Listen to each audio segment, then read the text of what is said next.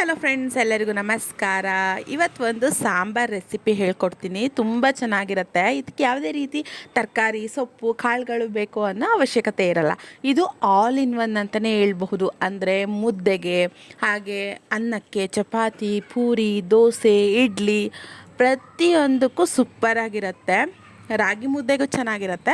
ಇವತ್ತು ನಾನು ಜೋಳದ ಮುದ್ದೆಗೆ ಮಾಡ್ಕೊತಾ ಇದ್ದೀನಿ. ಬನ್ನಿ ಯಾವ ರೀತಿ ಮಾಡೋದು ಅಂತ ನೋಡೋಣ. ಒಂದು ಬಾಣಲಿಗೆ 1 ಕಪ್ಪಷ್ಟು ಕಡಲೆಕಾಯಿ ಬೀಜ ಹಾಕಿ ಇದು ಕೆಂಪಗಾಗೋ ತನಕ ಚೆನ್ನಾಗಿ ಹುರ್ಕೊಳ್ಳಿ.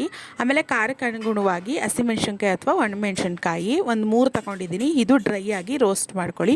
ಒಂದು ಮಿಕ್ಸಿ ಜಾರ್ಗೆ ಒಂದು ಸ್ವಲ್ಪ ಕರಿಬೇವಿನ ಸೊಪ್ಪು, ಒಂದು ಸ್ವಲ್ಪ ಕಾಯಿ, ರುಚಿಗೆ ತಕ್ಕಷ್ಟು ಉಪ್ಪು, ಹಾಗೆ 3 ಅಥವಾ 4 ಇಂಕು ಬೆಳ್ಳುಳ್ಳಿ, ಹಾಗೆ ಸಿಪ್ಪೆ ತೆಗೆದು ಹುರಿದಿಟ್ಕೊಂಡಿರುವಂಥ ಕಡಲೆಕಾಯಿ ಬೀಜ, ನಂತರದಲ್ಲಿ 1/4 ಟೀ ಸ್ಪೂನಷ್ಟು ಜೀರಿಗೆ, ಇದೆಲ್ಲ ಹಾಕಿ ನುಣ್ಣಗೆ ಇದನ್ನು ನೀವು ರುಬ್ಕೋಬೇಕಾಗತ್ತೆ ಈ ರೀತಿ.